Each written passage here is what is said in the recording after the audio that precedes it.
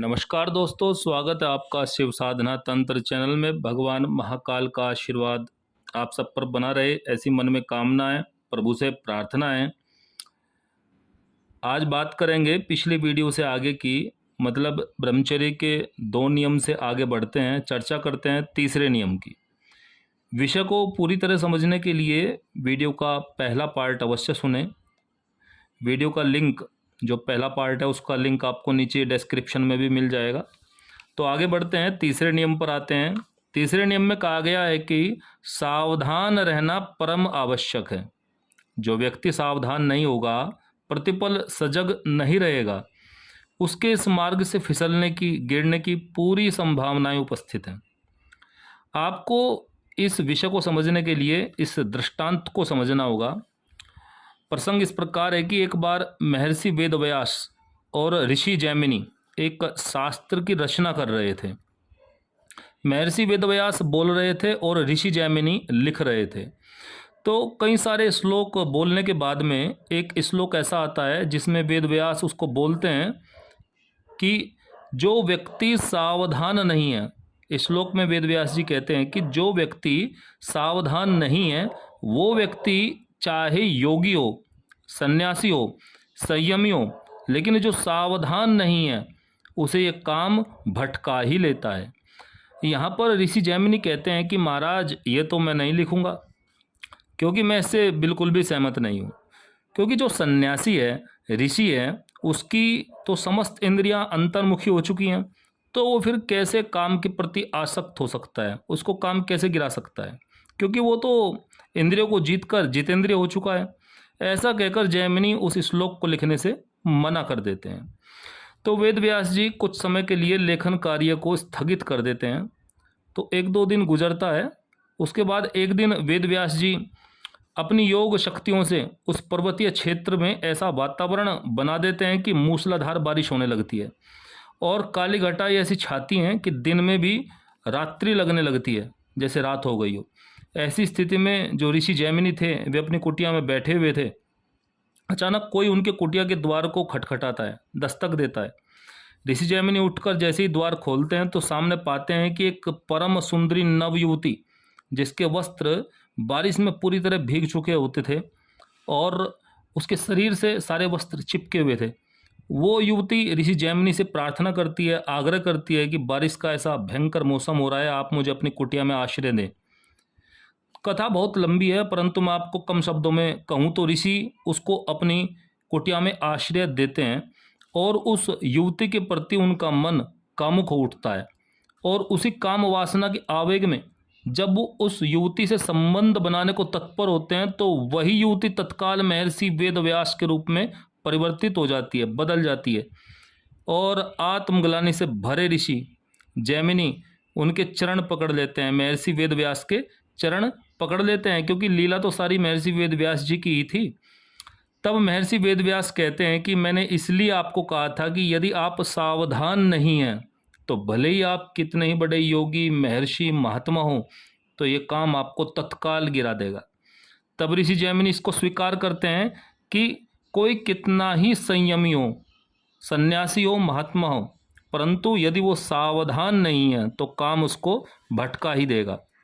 इसके अनेकों उदाहरण हमारे शास्त्रों में आपको मिल जाएंगे, जिनके द्वारा समझाया गया है कि अगर इस माया के कुचक्र से बचना है तो सावधान रहना परम आवश्यक है। यदि एक विचार मन में आया तो उसको तुरंत खत्म करो। कोई स्थिति ऐसी बने तो तुरंत वहाँ से हट जाओ। कोई विपरीत क्रिया वाला व्यक्ति यदि आपका संग करने लगे तो तुरंत उसके संग से बाहर निकलो। तो आपको सावधान रहना होगा। यदि नहीं रहोगे तो निश्चित रूप से गलतियाँ होंगी और आप भ्रमित होंगे। तो कोई भी विचार यदि आता है तो उसके साथ रस लेना आपको प्रारंभ नहीं करना चाहिए। यदि आप उस विचार के साथ सुख लेना शुरू करते हैं, या कोई व्यक्ति आपके संपर्क में आता है, जैसे स्त्री के पुरुष या पुरुष के स्त्री, और आपने उसके संग में रहना शुरू कर दिया, उसके साथ हंसी मजाक आदि प्रारंभ कर दिया, ये सोचकर कि चलो मित्रवत ही सही, मैं इस प्रकार का आचरण कर लेता हूँ क्योंकि इसमें कुछ भी गलत प्रतीत नहीं होता, कुछ भी गलत नहीं है, सब सही है। तो धीरे धीरे आपको पता भी नहीं चलेगा कि ये माया का चक्र आपको किस प्रकार फंसाएगा और फंसाकर फिर किस प्रकार आपको गिराएगा। यहाँ एक बात और जोड़ दूं मैं कि मेरा मित्रता से, यानी कि स्त्री पुरुष की मित्रता से मेरा कोई विरोध नहीं है, परंतु संयम और सावधानी परम आवश्यक है। आपको अपनी खुद की स्थिति भी समझनी चाहिए कि आप की स्थिति कैसी है। आपकी स्थिति उतनी ऊंची नहीं है कि आप किसी स्त्री के साथ एकांतवास करेंगे, हंसी मजाक करेंगे और उसके संपर्क में भी रहेंगे और आप अपने मन को स्थिर भी रख लेंगे। निश्चित रूप से आप भटक जाएंगे, भले ही आप अपने मन को कितना भी धोखा दें, निश्चित रूप से आप भटक जाएंगे। तो आपकी स्थिति नाजुक है और आपको स्वीकार इसे करना चाहिए, क्योंकि जब तक स्वीकार नहीं करेंगे तब तक सुधार नहीं होगा और उसी स्थिति के अनुसार ही आपको फिर आचरण करना चाहिए। अब बात करते हैं चौथे नियम की। चौथे नियम में कहा गया है कि आपको अपनी कम से कम 2 इंद्रियों पर सबसे पहले नियंत्रण रखने का प्रयास करना चाहिए। एक तो आपकी हुई जिह्वा यानी रसेंद्री, और दूसरी आपकी जननेंद्री यानी कामेंद्री। यदि आपने इन 2 इंद्रियों पर नियंत्रण प्राप्त कर लिया तो बाकी की इंद्रियां इनका ही अनुगमन करेंगी, मतलब इनके ही पीछे चलेंगी। यदि एक बार ये नियंत्रण में आ गई आपकी शुरुआत में 2, तो फिर आपको चिंता करने की कोई आवश्यकता नहीं है।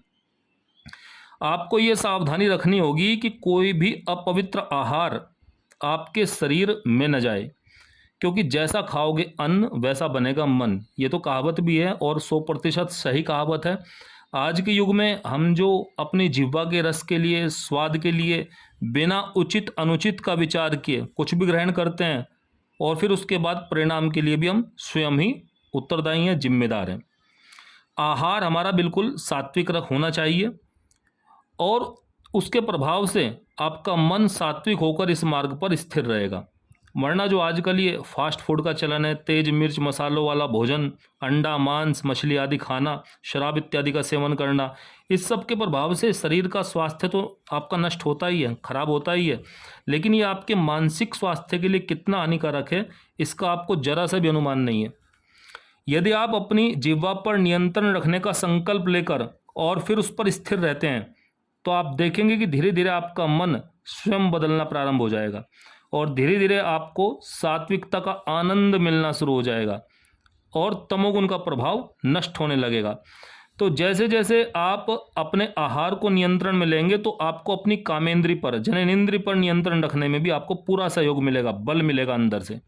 इस चौथे नियम में एक बात और जोड़ी गई है कि आहार के संयम के साथ साथ आपको कुछ योगाभ्यास भी अपनी जो प्रतिदिन की दिनचर्या है आपकी उसमें आपको शामिल करने चाहिए, जैसे वीरभद्रासन, पश्चिमोत्तानासन, धनुषासन, प्राणायाम की कुछ क्रियाएं। ये सब भी आपको अपने कम से कम आधा घंटे के लिए आपको अपने जीवन में सम्मिलित करनी चाहिए। इसका आपको निश्चित रूप से शुभ प्रभाव मिलेगा। इसके बाद अंतिम नियम आपका 5वें और अंतिम नियम की अगर हम बात करें कि इसमें कहा गया है कि आध्यात्म के यूं तो कई मार्ग हैं, जैसे हठ योग, ज्ञान योग का मार्ग, मंत्र और तंत्र ज्ञान का मार्ग, लेकिन जो सबसे सुलभ और सरल मार्ग है वो है भक्ति योग का मार्ग। क्योंकि अगर हम बात करें ज्ञान योग की तो उसके लिए अपार ज्ञान चाहिए, विवेक तभी विकसित होता है, वैराग्य तभी विकसित होता है या तभी अपने अंदर वैराग्य आता है जब व्यक्ति को नित्य अनित्य वस्तु के भेद का अपने विवेक से संपूर्ण ज्ञान हो जाता है। परंतु ज्ञान के माध्यम से वैराग्य लाना बहुत ही कठिन कार्य है। इसके लिए आपको बहुत अधिक अध्ययन करना पड़ेगा और जीवन की अलग अलग जो परिस्थितियां हैं उन पर बहुत गहनता से, गहराई से विचार करना पड़ेगा, तब कहीं जाकर ज्ञान योग में सिद्धि की संभावना बनती है। परंतु मार्ग बड़ा दुष्कर है और ना तो हर किसी के पास इतना समय हो और ना ही इतना बोध है और ना बुद्धि में शास्त्रीय ज्ञान को ग्रहण करने की इतनी क्षमता है। अगर हठ योग की बात करें तो उसके लिए एक विशेष परिवेश की, वातावरण की आवश्यकता होती है। जो हम ये अपना रोज का प्रतिदिन का शारीरिक लाभ के लिए आसन प्राणायाम आदि करते हैं वो एक अलग बात है, लेकिन जब हठ योग की साधना की बात आती है तो ये एक अत्यंत दुष्कर कठिन मार्ग है। जो इस मार्ग के अनुगामी हैं उनको पता होगा कि थोड़ा सा अभ्यास करने में भी कितना परिश्रम लगता है और कैसे वातावरण की आवश्यकता होती है, और हर कदम पर गुरु का मार्गदर्शन चाहिए, क्योंकि थोड़ी सी भी अगर गलती हुई तो उसका उल्टा प्रभाव भी मिलता है। तो हठ योग का मार्ग बिल्कुल भी सरल नहीं है और बिल्कुल इसी के जैसा एकदम आपका मंत्र और तंत्र का मार्ग है। इसमें भी बहुत विपरीत परिस्थितियां, बहुत कठिनाई हैं, परंतु भक्ति का मार्ग सरल है। इस मार्ग पर समर्पण महत्वपूर्ण है। यदि आप अपने ईश्वर, अपने इष्ट देव के प्रति अपने आप को, अपने कार्यों को समर्पित कर देते हैं और उन कार्यों के परिणाम को भी इष्ट देव के ऊपर ही छोड़ देते हैं, ईश्वर के ऊपर छोड़ देते हैं, तो बात बिल्कुल अलग हो जाती है। तब एक सहज पवित्रता, आत्म शांति आपके मन में आने लगती है। भगवान कृष्ण की अगर सुने, उन्होंने युद्ध में अर्जुन से कहा था, तस्मात् सर्वेषु कालेषु मामनु स्मर युद्धश्च। हे अर्जुन, तू केवल युद्ध कर, युद्ध करते समय तू मन को केवल मुझ में लगा के रख, क्योंकि युद्ध में तू वध करेगा, लोग रक्त रंजित होंगे, जब उनका वध होगा तो मैं रक्त रंजित होंगे, परंतु फिर भी तुझे ना पुण्य मिलेगा और ना ही तुझे पाप मिलेगा, क्योंकि ये कर्म तू अपने व्यक्तिगत स्वार्थ के लिए नहीं कर रहा है, ये अपने व्यक्तिगत स्वार्थ बुद्धि से प्रेरित होकर नहीं कर रहा है। तेरे कर्म और बुद्धि तो मुझ में समर्पित हैं, और इस वृत्ति से तो जीवन में कोई भी कार्य करेगा तो तुझे कोई दोष नहीं लगने वाला। कोई ये नहीं कह सकता कि मेरे पास समय नहीं है, ये नहीं कह सकते कि भक्ति योग्य अनुकूल वातावरण नहीं है, क्योंकि ये केवल मन की, आपके अंदर की बात है, ये आपके मन का विषय है। मन को केवल ईश्वर को समर्पित करना है और पूर्ण रूप से अपना समर्पण कर देना है उनके चरणों में। फिर आप देखेंगे कि कितनी सात्विकता आपके जीवन में प्रारंभ हो जाती है। कुछ लोग अपने मन में सोच रहे होंगे या इस बात का उपहास उड़ा रहे होंगे कि बात तो ब्रह्मचर्य की हो रही है, लेकिन कहाँ ये बात को आध्यात्मता में और भगवान कृष्ण के ऊपर लेकर जा रहे हैं, इसका आपस में क्या संबंध है। तो ऐसे लोग बड़ी मूर्खता कर रहे हैं, भ्रम में हैं ऐसे लोग, क्योंकि इस मन का निग्रह, ये जो मन निग्रह की जो बात है, इंद्रियों पर जो नियंत्रण की बात है, जितेंद्रिय होने की जो बात है, मन एवं इंद्रियों को हम अपनी सामर्थ्य से कभी जीत ही नहीं सकते। ये एक कड़वी सच्चाई है। इनको जीतना कोई हंसी खेल नहीं है, केवल अपनी सामर्थ्य से ये संभव भी नहीं है। इनको जीतने के लिए ईश्वर की या आपके जो भी इष्ट देव हैं उनकी कृपा का, उनके आश्रय का सबसे ज़्यादा ज़रूरत पड़ती है, उनके आश्रय की। तो इस कृपा को प्राप्त करने के लिए और इस मार्ग पर आगे बढ़ने के लिए संभावनाएं तभी बनती हैं जब आप आश्रित होंगे, समर्पित होंगे अपने इष्ट के प्रति, और अपने सभी कार्य व्यवहार अपने इष्ट को साक्षी मानकर करेंगे, तो धीरे धीरे आप में सतोगुण बढ़ेगा। और जैसे जैसे सत्वृत्ति का प्रभाव बढ़ेगा, आप खुद महसूस करेंगे आपके जीवन में आनंद, सुख एवं संतोष आना अपने आप ऑटोमेटिक प्रारंभ हो जाता है। तो इस भक्ति एवं कर्मयोग के मार्ग को समझें और इन 5 नियमों के प्रति निष्ठा से ध्यान दें, गहराई से सोचें, विचार करें। जो बात इनमें कही गई है वो यदि आपके हृदय तक पहुंची हो तो आपको स्वयं अनुभव हुआ होगा कि इन नियमों का जीवन में क्या प्रभाव हो सकता है। इनमें केवल वही बात कही गई है जो ऋषियों द्वारा प्रमाणित हैं और स्वयं मेरे अपने खुद के अनुभव के द्वारा भी पूर्ण रूप से प्रमाणिक एवं सही पाई गई हैं, तभी आपको इसमें आपको बताई गई हैं। जैसे जैसे आप अपने जीवन में इन बातों को, इन नियमों को धारण करेंगे तो खुद आश्चर्य से भर जाएंगे कि अभी तक आप अपने भीतर कितनी संभावनाओं के द्वार आपने बंद किए हुए थे। अब तक अपार सुख और अपार आनंद की अनंत संभावनाएं आपके अंदर उपस्थित हैं।